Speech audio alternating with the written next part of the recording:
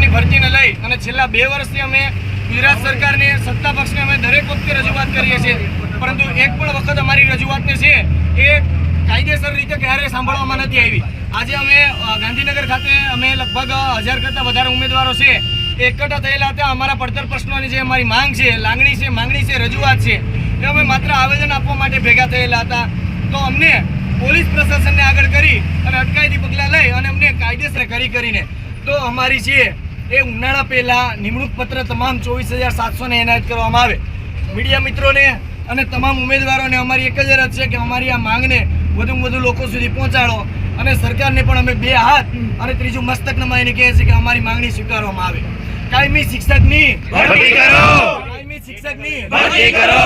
हम हमारा हक मांगते नहीं किसी से भीख मांगते.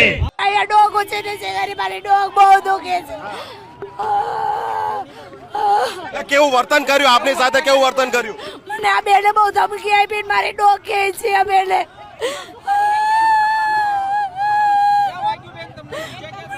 મને ડોગીમાં કઈ થયું છે.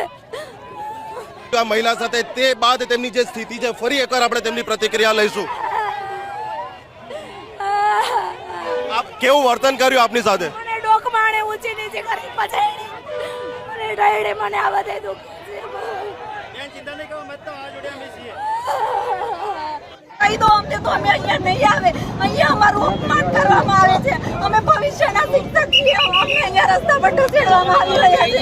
અમારા પતિને લઈ જાઓ. અમારો ડ્રેસ ક્યાં છે? હમણાં ફાટી ગયો. લોકો વચ્ચે છે.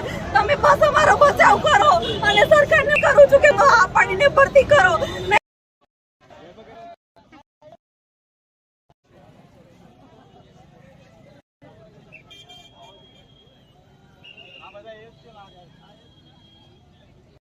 24,700 શિક્ષકો લેવા માટેની અને એ સમયે આદરણીય મુખ્યમંત્રીશ્રીના માર્ગદર્શન નીચે શિક્ષકોની ઘટ હતી અને એને પૂર્ણ કરવા માટેની સરકારે ઓફિશિયલી મીડિયા દ્વારા અને આપ સમક્ષ જાહેરાત કરી છે. ને એનું શેડ્યુલ કોઈ જગ્યાએ 1-2 મહિના લેટ થયું છે. એના અનેક કારણો છે.